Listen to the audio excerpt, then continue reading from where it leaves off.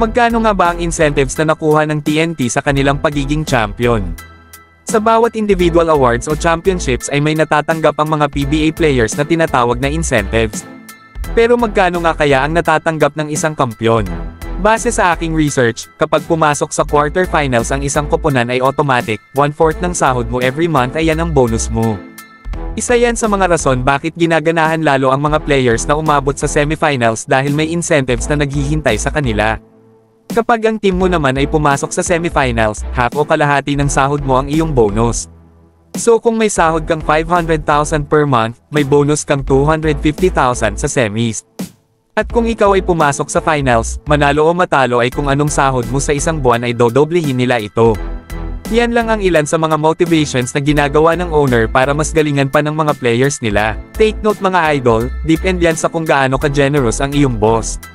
Kung nasa MVP ka o SMC teams, panigurado ay baka mas malaki pa ang bonus mo.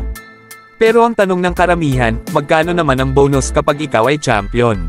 Maliban sa bonus mo sa pagiging champion, may bonus din ang magiging finals MVP. Tulad na lang ng nasabi ni Junmar na may incentive siya noong nakakuha ng Best Player of the Conference. Ayon sa aking pananaliksik, isa sa mga bonuses na binibigay ng isang owner at team managers ay ang SUV o sasakyan. Bawat isa nga ng kanilang manlalaro ay makakuha ng tig-isang sasakyan, bangko ka man o star player. Maliban dyan ay mabibigyan ka pa ng halos triple o 4 times ng iyong sahod. Sabi ko nga, depende kung gaano ka generous ang iyong boss. Ilang mga owners din ay nagbibigay ng gold bars.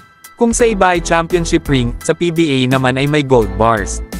Meron ka din vacation trip at monthly allowance sa brand ng team mo. Kaya kung nasa SMC ka, o MVP, punong-puno ka ng alak at pagkain.